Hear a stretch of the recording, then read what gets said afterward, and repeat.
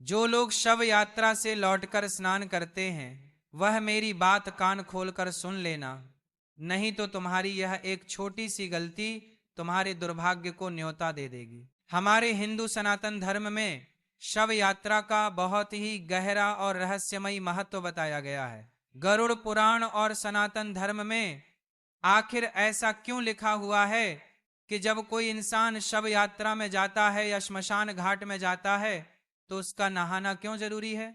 दोस्तों, आज का जो हमारा विषय होने वाला है वो विषय कोई साधारण नहीं है, क्योंकि आज आपके द्वारा की हुई उन गलतियों के बारे में आज मैं आपको बताने वाला हूं, जो गलतियां ना सिर्फ आपके दुर्भाग्य को न्योता देती है बल्कि आपके परिवार की सुख शांति और समृद्धि छीन लेती है, आपके जीवन से खुशियां छीन लेती है।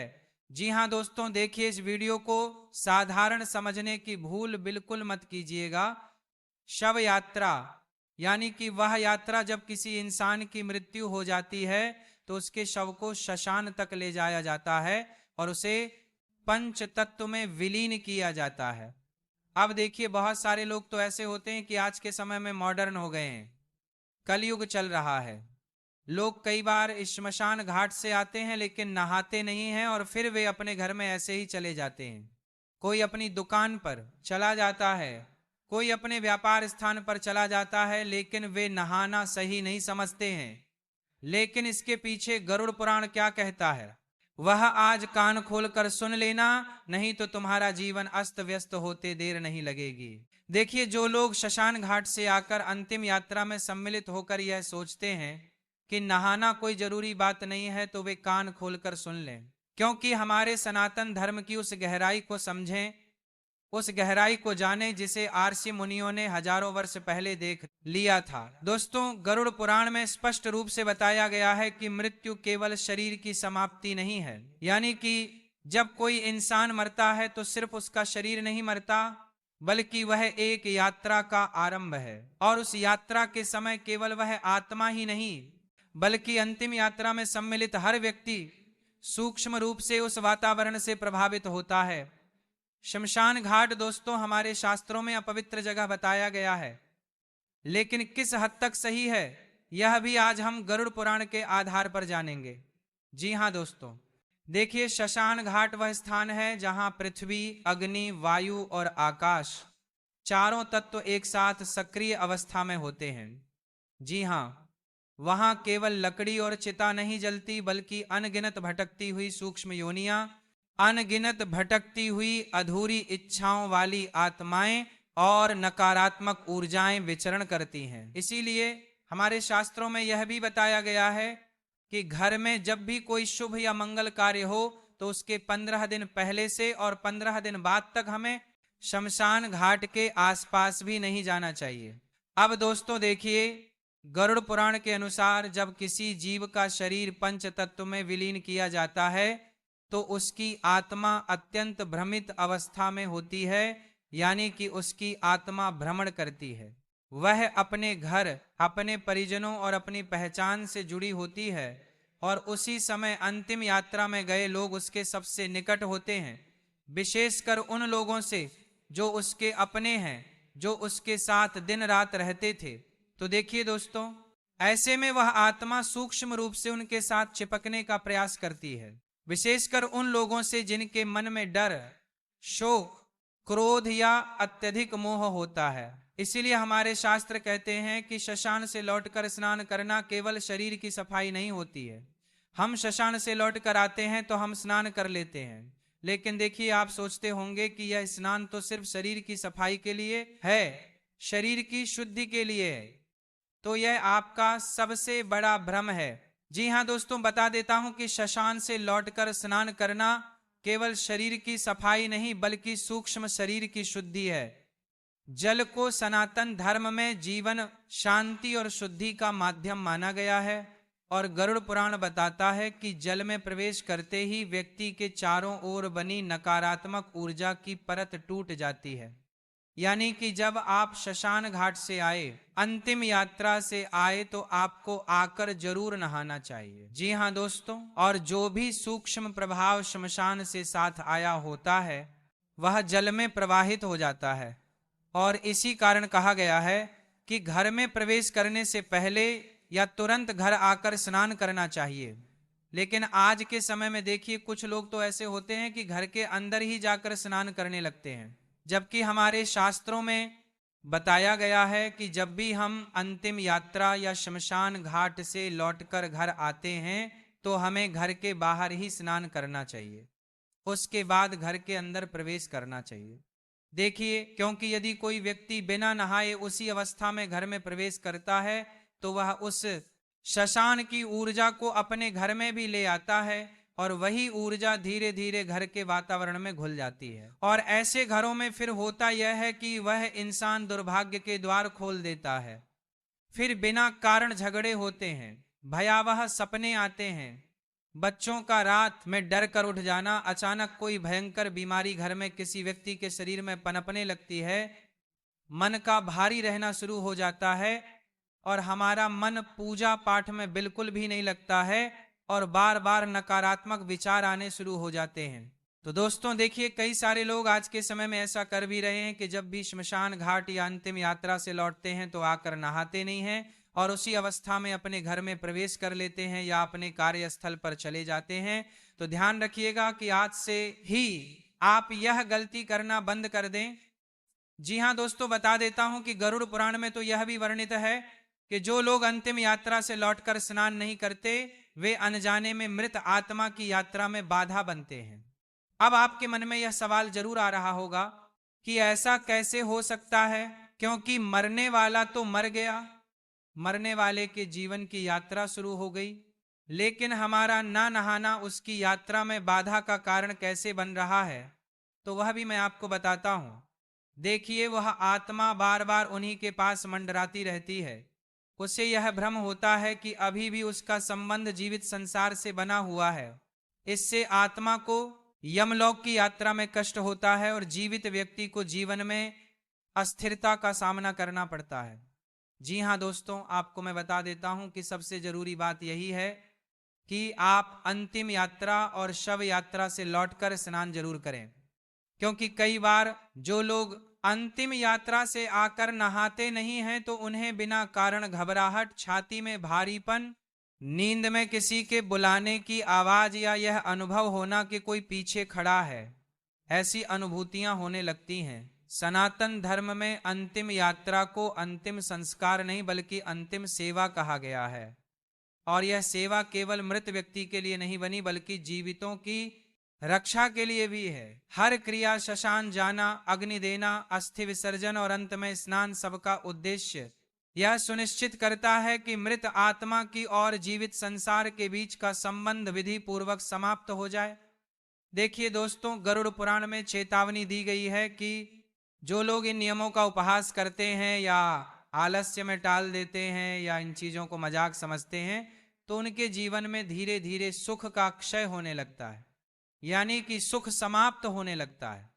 उनका जो मन होता है और मन की जो शांति वे चाहते हैं वह भी खत्म हो जाती है। मन अशांत रहता है और जीवन में वे लोग निर्णय नहीं ले पाते हैं और उनके घर में देवी देवताओं का वास कमजोर पड़ने लगता है। तो स्नान के बाद साफ कपड़े पहनना, घर में दीप जलाना और भगवान का स्मरण करना इसलिए बताया गया है ताकि जो शून्य ऊर्जा शशान से आई थी उसकी जगह सकारात्मक और देवी ऊर्जा स्थापित हो सके। देखिए, कई सारे लोग ऐसे भी होते हैं जो शमशान घाट से आते हैं, अंतिम यात्रा से आते हैं तो वे मंदिर नहीं जाते हैं, लेकिन हमारे शास्त्रों में यह भी बताया गया है कि अगर आप कहीं पर शमशान घाट जा रहे हैं या अंतिम यात्रा में जा रहे हैं तो वहां से आकर स्नान जरूर करना चाहिए और स्नान करने के बाद या तो अपने घर के मंदिर में ही दीपक जला लेना चाहिए, वहां पर माथा टेक लेना चाहिए या फिर घर के आसपास कोई मंदिर हो तो वहां पर हमें जाना चाहिए। अब देखिए, ये कोई अंधविश्वास नहीं बल्कि पीढ़ियों का अनुभव है जिसे शास्त्रों में शब्द दिए गए। अंतिम यात्रा शब्द यात्राओं से अलग इसलिए है क्योंकि यह एक ऐसी यात्रा है जहां एक आत्मा संसार से विदा होती है और जो उसे विदा करने जाते हैं वे कुछ क्षणों के लिए मृत्यु के बहुत निकट होते हैं, इतने निकट की मृत्यु उन्हें आसानी से खींच भी सकती है। देखिए, मृत्यु का सानिध्य हल्का नहीं होता, वह व्यक्ति को भीतर तक हिला देता है और यदि उस प्रभाव को विधि पूर्वक धोया ना जाए तो वह जीवन में डर, भ्रम और अशांति बनकर रह जाता है। गरुड़ पुराण यही कहता है कि मृत्यु का सम्मान करो, उसके नियमों का पालन करो, क्योंकि जो मृत्यु को हल्के में लेता है वो जीवन को कभी स्थिर नहीं रख पाता। इसीलिए शशान से लौटकर स्नान करना केवल परंपरा नहीं बल्कि आत्मिक सुरक्षा का कवच है। जो व्यक्ति इसे अपनाता है वह अनजाने खतरों से बचा रहता है, और जो इसे नजरअंदाज करता है वह यह भी नहीं समझ पाता कि उसके जीवन में अचानक अंधेरा क्यों बढ़ने लगा। इसीलिए मेरी बात को आप कान खोलकर सुन लेना। यदि आपके जीवन में अगर कुछ भी अनहोनी होने लगे तो समझ जाइएगा कि आपके द्वारा की हुई छोटी छोटी गलतियों की वजह से ही वह अनहोनी हुई है।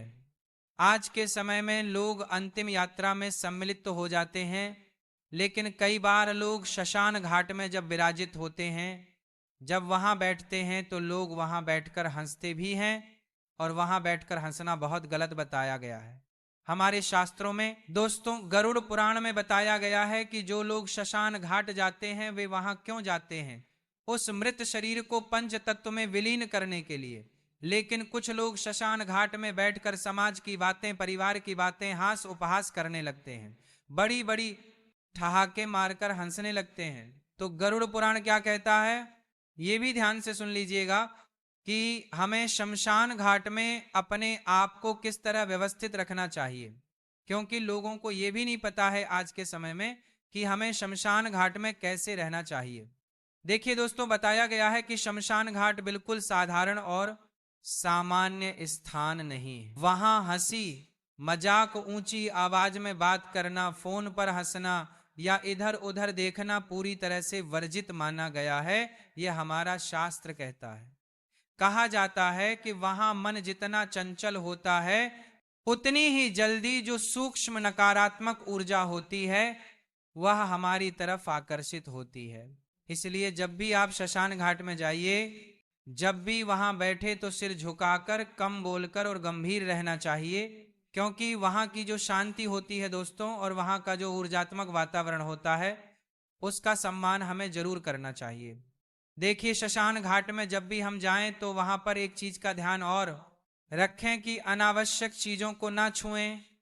शशान में पड़ी लकड़ी, राख, चिता की मिट्टी, हड्डियां या कोई भी वस्तु बिना कारण नहीं छूनी चाहिए, क्योंकि गरुड़ पुराण के अनुसार इन वस्तुओं में मृत आत्मा की सूक्ष्म छाप जुड़ी होती है, जो जीवित व्यक्ति के साथ घर तक आ सकती है। जब हम किसी इंसान की शव यात्रा में जाएं तो शव यात्रा के दौरान भी कुछ गलतियां हैं जो हमें नहीं करनी चाहिए। देखिए दोस्तों, जब हम किसी इंसान की शव यात्रा में जाते हैं तो कुछ लोग ऐसे होते हैं जो उनका नाम लेकर जोर जोर से रोते हैं। तो शास्त्रों में माना गया है कि शव यात्रा के समय अत्यधिक विलाप आत्मा को बांध देता है। शांत आंखों से श्रद्धा रखें और मन में प्रार्थना करें कि भगवान आत्मा को शांति दे।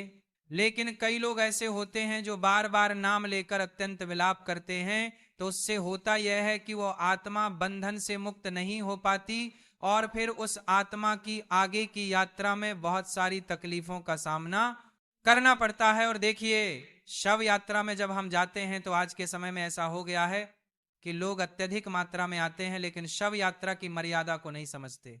शव यात्रा में लोग धक्का मुक्की करने लगते हैं, अर्थी को कंधा देने के लिए धक्का मुक्की करते हैं, जबकि धक्का मुक्की, जल्दबाजी या मजाक करते हुए चलना ठीक नहीं है। धीमी चाल, संयमित कदम और सिर झुकाकर चलना सबसे श्रेष्ठ माना गया है। देखिए, केवल वही लोग शव को छुए जिन्हें परिवार ने अनुमति दी हो।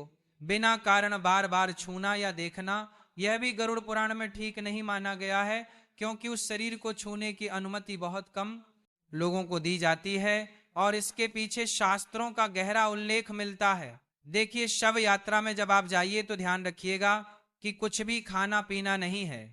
शव यात्रा में लोग पान, सिगरेट, गुटखा, चाय आदि बड़े चाव से खाते पीते हुए चलते हैं, लेकिन इन सभी चीजों को हमारे शास्त्रों में वर्जित माना गया है, क्योंकि यह भोग का नहीं बल्कि त्याग का समय है।